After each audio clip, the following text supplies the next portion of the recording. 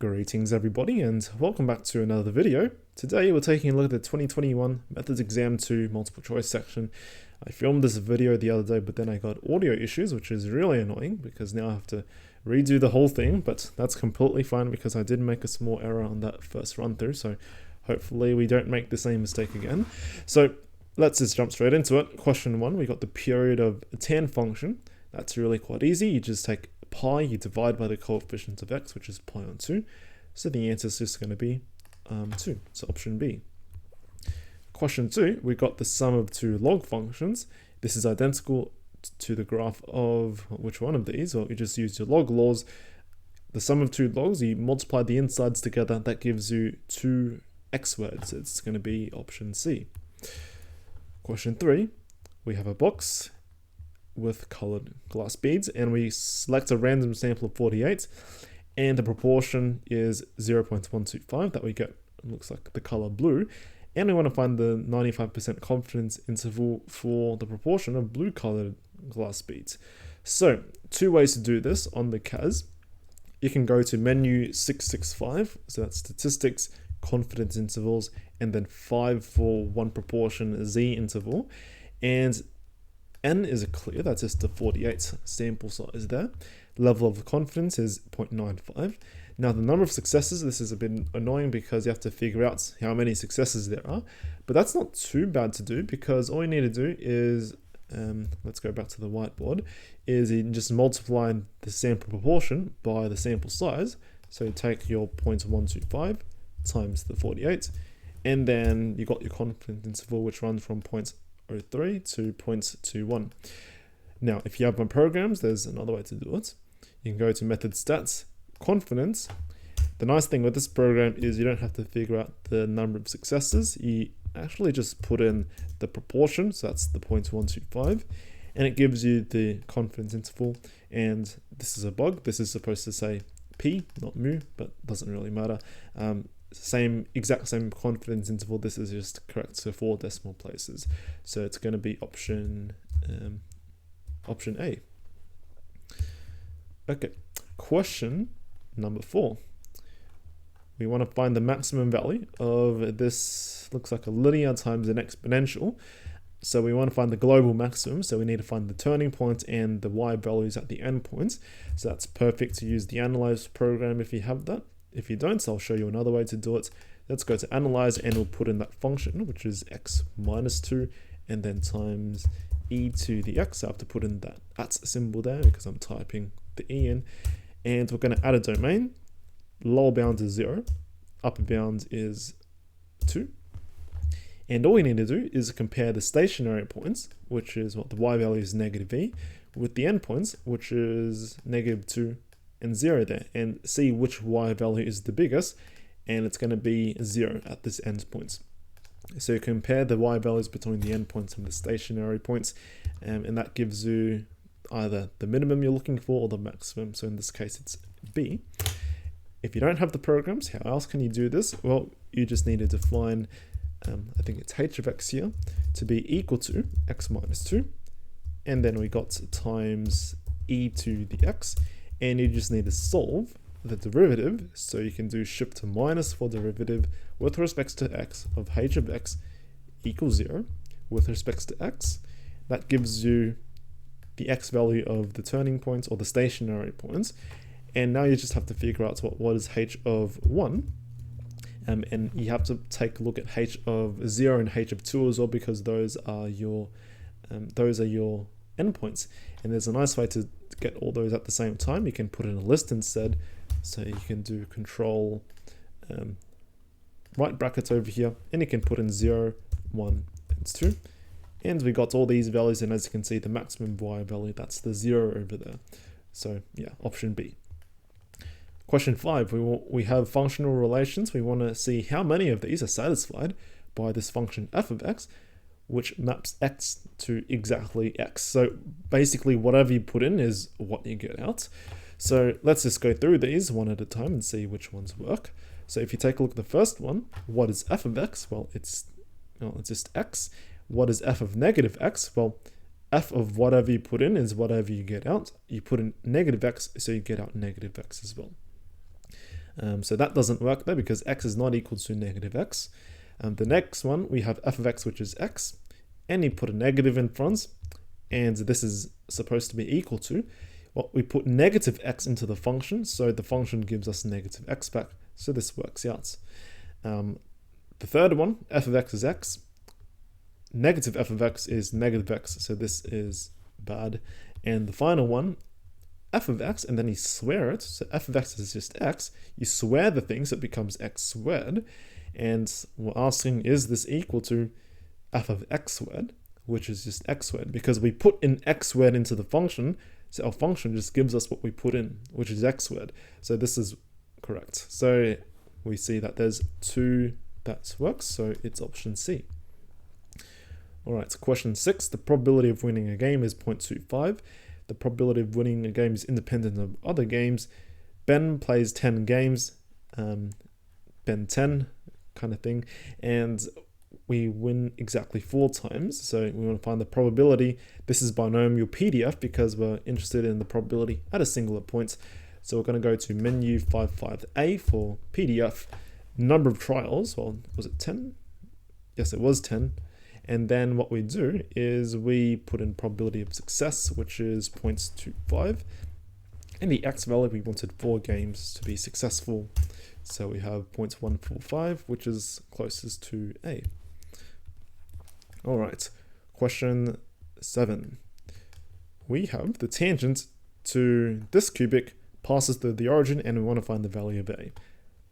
So let's try to find the tangent line at x equals 1. To do that, we go to menu calculus, so 4, and then tangent line, which is 9.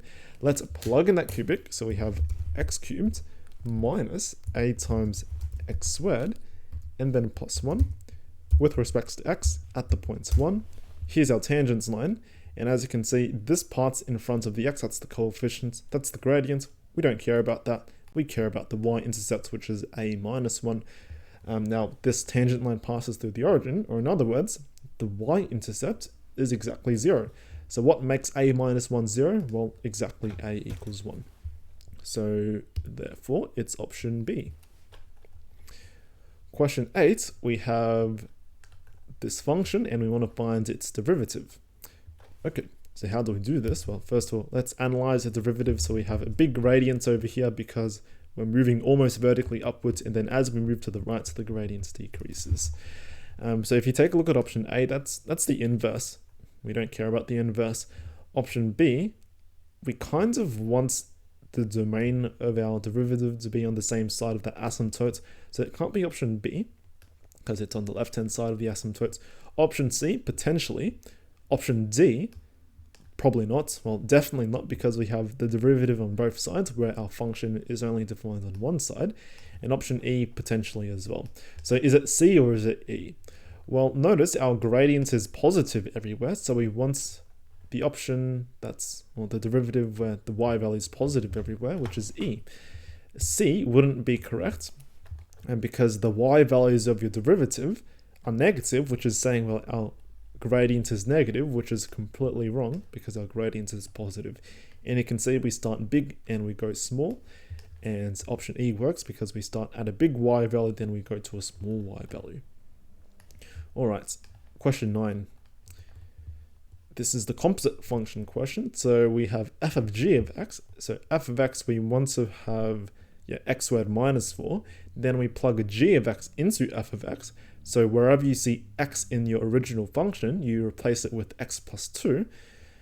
So that's going to be, so h is going to be equal to x plus 2. We square this, we subtract 4.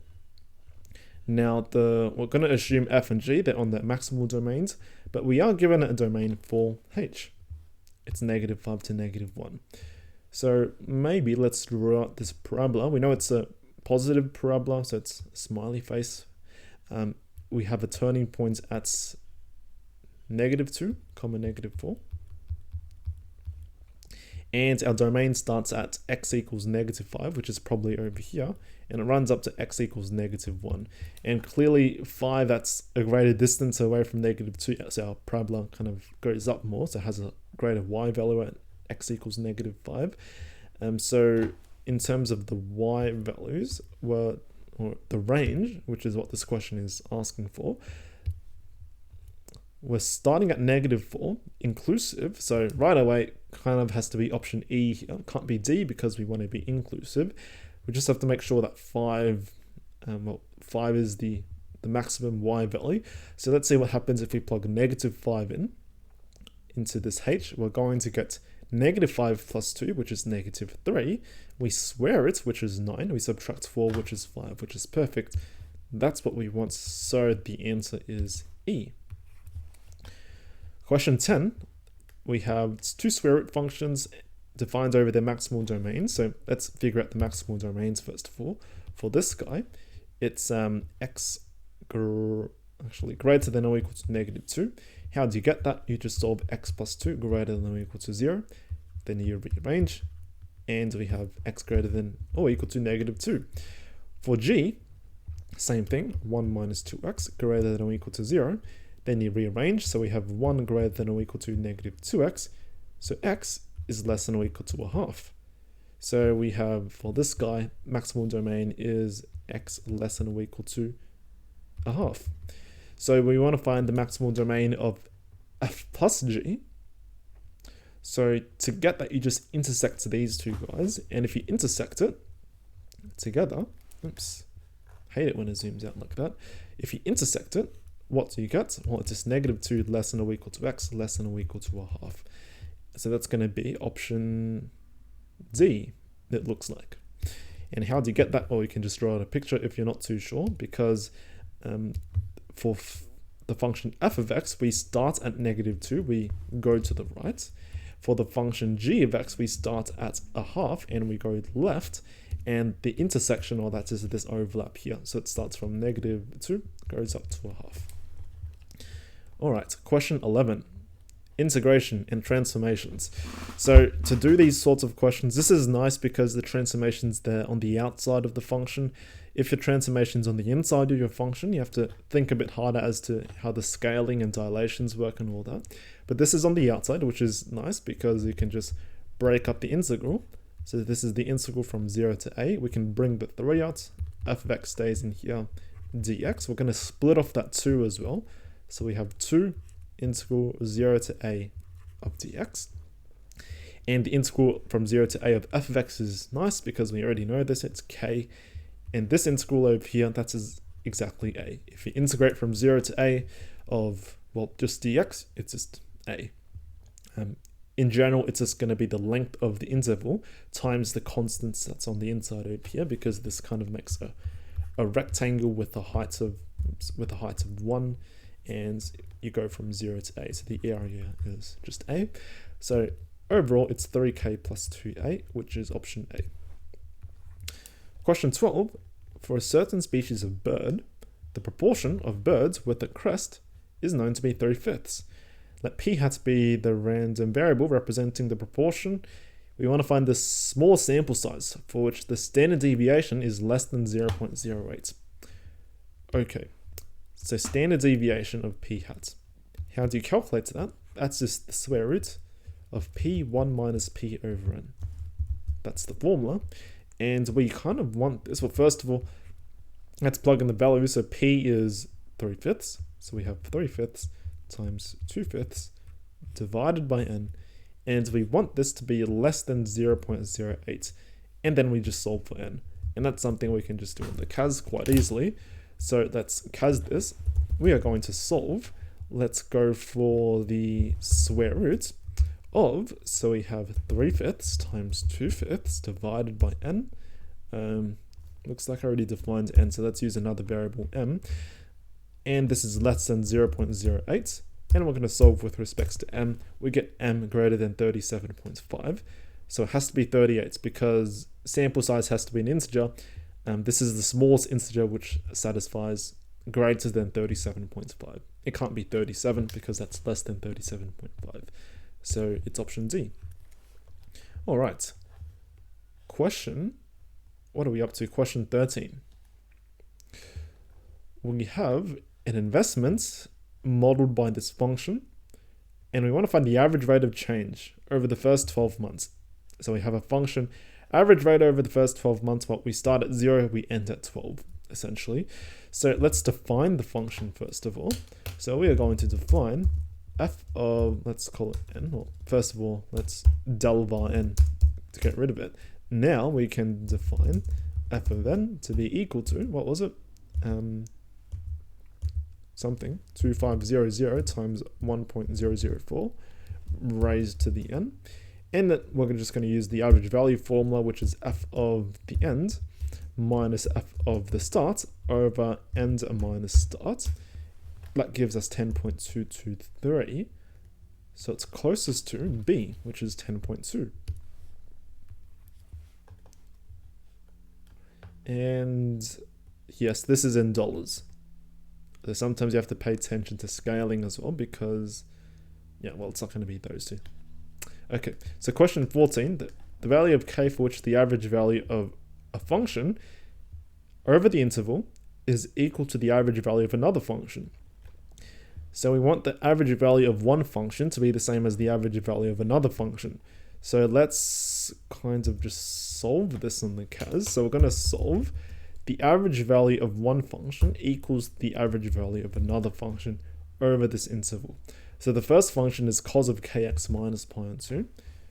So how do you get the average value? Well, it's 1 divided by pi, which is the length of the interval, times the integral, so shift plus for integral, 0 to pi, of the cosine of k times x minus pi on 2 dx. So that gives us the average value of the cosine function over the interval 0 to pi.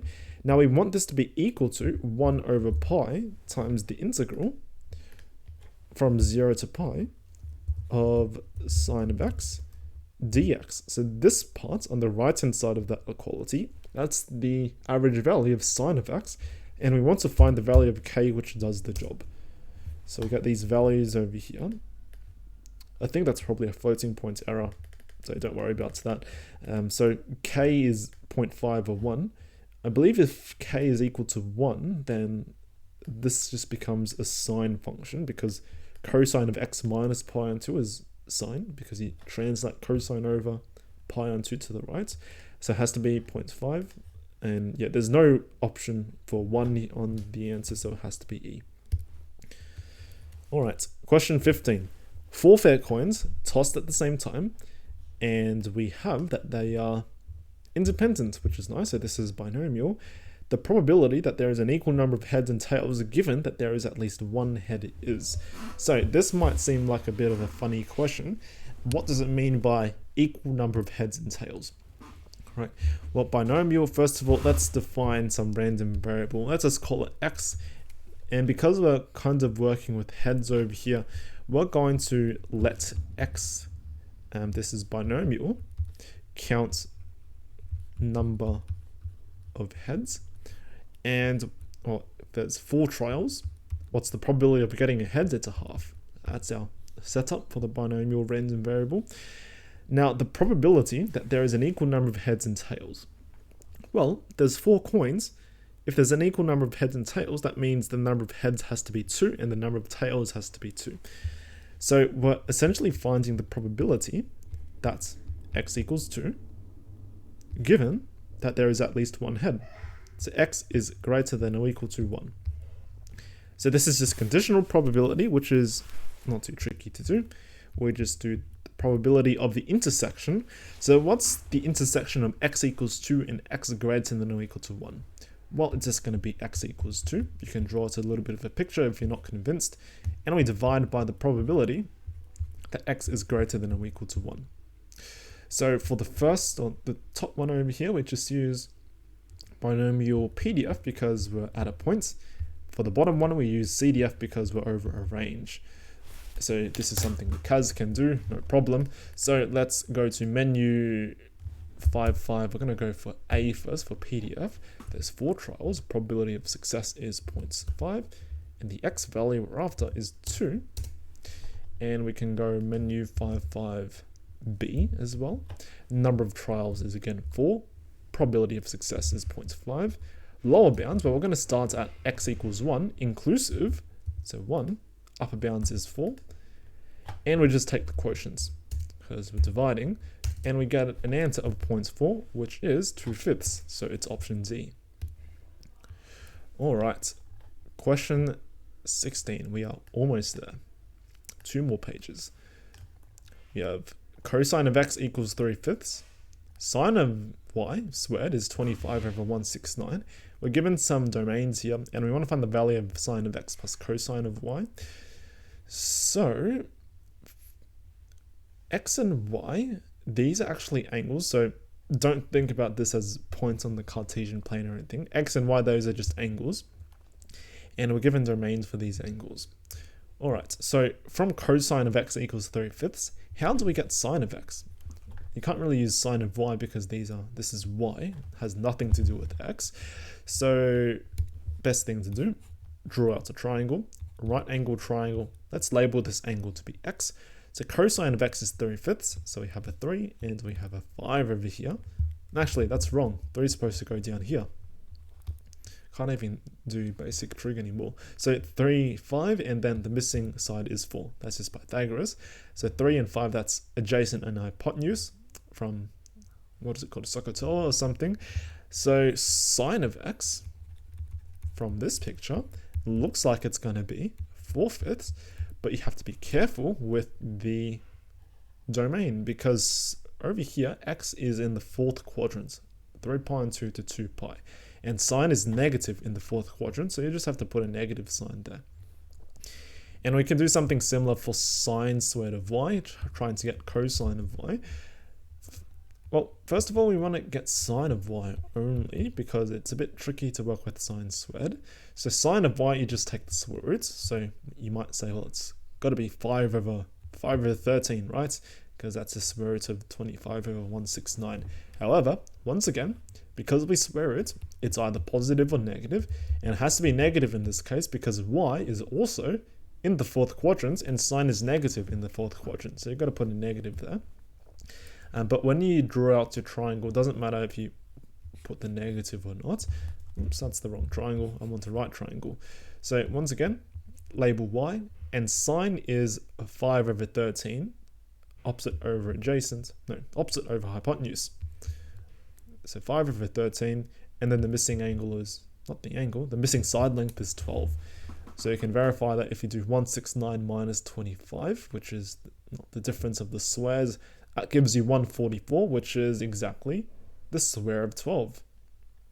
So we have from this triangle, the cosine of y is equal to 12/13. And once again, check plus or minus. We're in the 4th quadrant, so cosine is positive, so we can leave it like that. And we just need to calculate their sum on the cas. So we have 12/13 minus 4/5. That gives us 8/65, which is option A. All right, question 17. There's 2 ways to do this question. One using my programs, and the other way you can just use the commands on the cas, but it's a bit trickier. So we have a discrete random variable.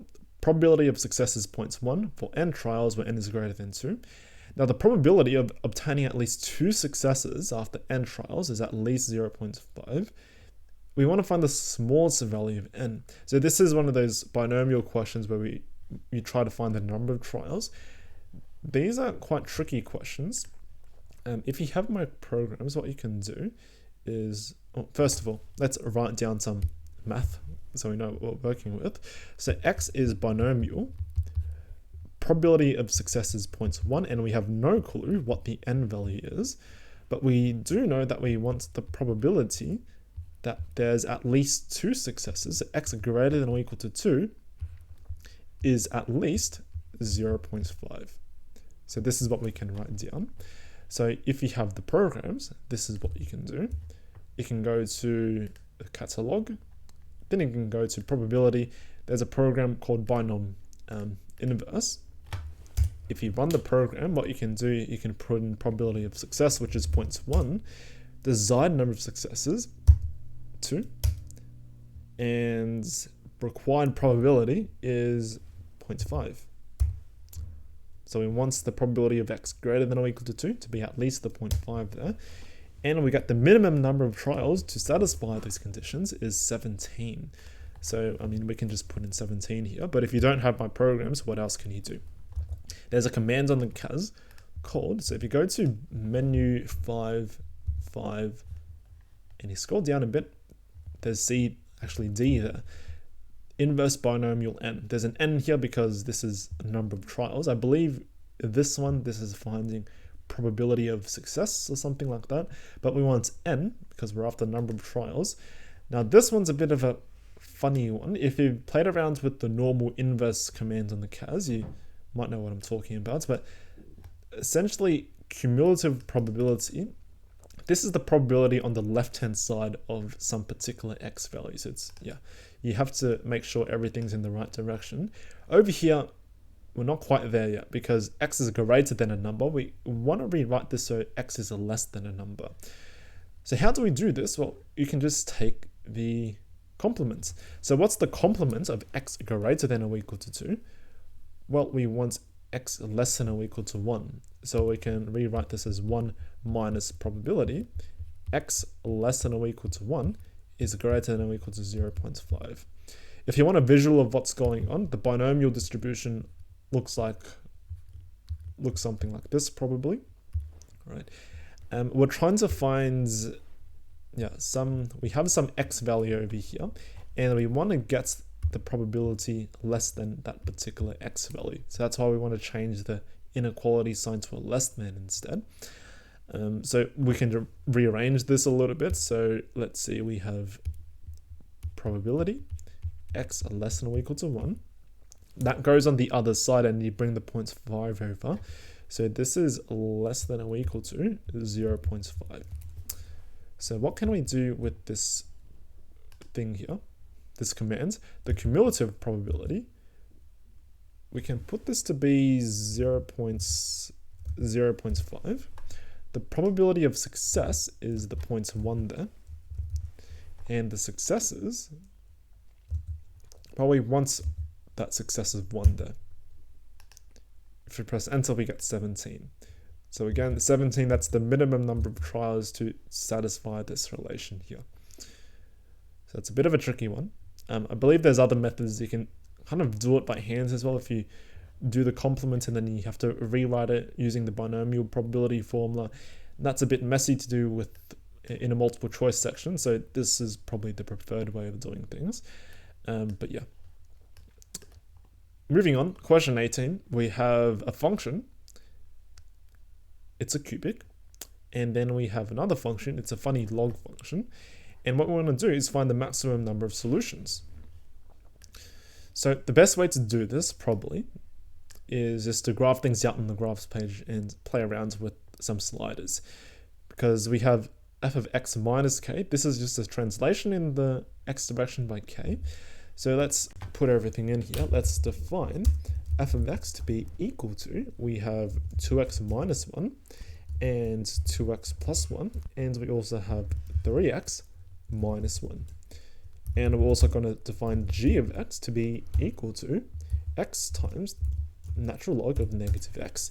So that's a graph for both of these. So we're going to go to doc, insert a new graphs page. We're going to put an f of, now not just x, we want the x minus k because we're trying to translate things. Going to create the slider. Then we can press tab to insert a new function and we'll put in g of x. So if you slide this slider around it, guys, you'll notice that the maximum number of intersection points is exactly 3. Let's move these labels out of the way. The maximum number of intersection points is 3. If you move it slightly more to the left, then it becomes 1. I guess you can get 2 if you somehow get that minimum turning point to lie exactly on the red line. But if you move it to the right, then you get no turning or no intersection points or 1 intersection point. Don't think you can get 4, so it has to be 3. Yeah, so let's go for 3. Oops. So it's option Z. All right, last page, 2 more questions. Question 19. What do we have? We have, which of the following functions is differentiable for all real values of x? So what does it mean for a piecewise function to be differentiable? well, at the points where the function changes, I guess, you have to make sure that the y values are the same there. So that's to ensure continuity. And also you need to make sure the derivatives are the same there to ensure differentiability. So if you can't ensure continuity, then you can't even be sure that your function is differentiable. So let's go through these. So option A, we have x when x is less than 0. So we have a positive gradients line. So let's zoom in. So something like this. On the negative side, so this is your Cartesian plane, and then negative x when x is greater than or equal to 0. So looks like, what are those called, the Japanese kanji or something like that. So there's a pointy bit at the origin, so it's not going to be differentiable even though it's continuous. Option B, you actually get a hole at 0. Your function's not defined at 0, so it can't be differentiable for all real values of x. So A and B, they're gone, they're bad. Option C, let's check continuity first. So if you plug in x equals 0 into the first part, you're going to get 4. If you plug x equals 0 in to the second part, you're going to get 1 squared, which is 1. But those are conflicting y values, so it's not going to be continuous. And because it's not continuous, you can't say it's differentiable. So we're stuck between D and E now. So I believe both of these would be continuous, because if you plug in x equals 0 everywhere, you're going to get 1, and then the 1 squared, and so on. So it's continuous, both of these. So we just have to make sure, check which one is differentiable. So to do that, let's just differentiate everything. So the first part of option D, it's going to be 2, the derivative. Well, that's just the coefficient of x there. For option E, it's going to be 4. And let's try to differentiate the 2 parts at the bottom as well. So if you differentiate, you can use power rule and chain rule. So 2 jumps down, you got the 2x plus 1. And you multiply by the derivative of the inside, which is 2. And I believe that's the same for both of them. So 2x plus 1 times 2. Let's evaluate at x equals 0, so where the function changes over. And for D, you get, so if you plug 0 into there, you're going to get 2 times 2, which is 4. That doesn't look great because those are 2 conflicting gradients on both sides of 0. For option E, if you plug in 0, you're going to get, oh, here's 0, so you get 2 times 2, which is 4, exactly what we want. Because these 2 gradients are the same, which is nice, because it's not option D, it's going to be option E. Alright, final question, question 20. We have A and B, they're 2 independent events. We have the probabilities, and we want to find the probability of A prime union B. So we have independence, so it's probably a good idea to figure out the probability of A intersects B. Maybe that will help. Because it's independent, you just multiply the P and the P squared together. That's going to be P cubed. So we have like intersections going on here, and we want to find the probability of A prime union B. So if you have intersections and unions, then it might be a good idea to use the addition rule. So this is probability of A prime plus the probability of B. Then we're going to subtract off the probability of the intersection. So the probability A prime intersect B. Now we know what A intersect B is, but we don't know what A prime intersect B is. So to figure out what A prime intersect B is, the probability of that, let's draw out a Venn diagram. So here's event A, here's event B, and what we want to find is A prime intersect B, but that's just going to be not A with B, so probably this region here, that's A prime intersect B. Now, can we use this probability somehow? Answer is yes, because that yellow shaded region, that's exactly B, but then you just get rid of the intersection of A and B. So we can rewrite this to be the probability of A prime plus the probability of V minus big brackets. So probability of A prime intersects B, well, you just take B and you get rid of the intersection between A and B, like so. So this is quite nice because a few things cancel. So we have A prime the probability of B's cancel, and then we're just left with subtracting the probability of A intersects B.